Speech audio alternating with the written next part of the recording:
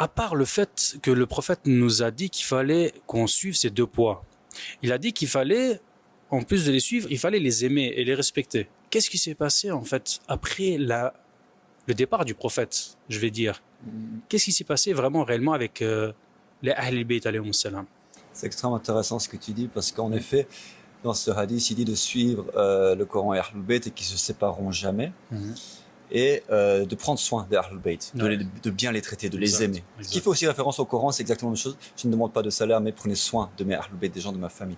Qu'est-ce qu'on voit ce qui se passe après la mort du prophète? On voit une guerre civile en fait. On voit des affrontements entre musulmans et entre qui?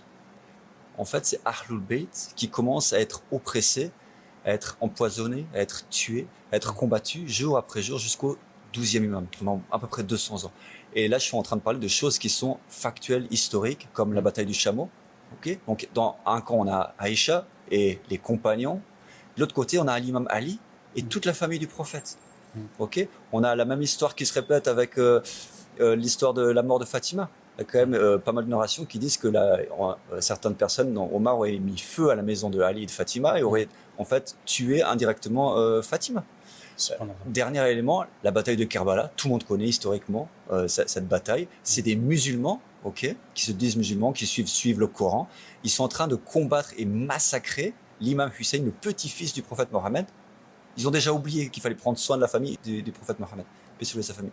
Complètement massacré, oppressé, asservi.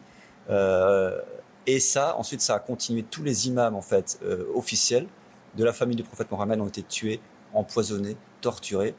Et par qui? Par des Abbassides, par des Omeyyades, par des musulmans. Par des musulmans eux-mêmes, malheureusement. Et l'histoire, elle est très claire. Les preuves, elles sont évidentes.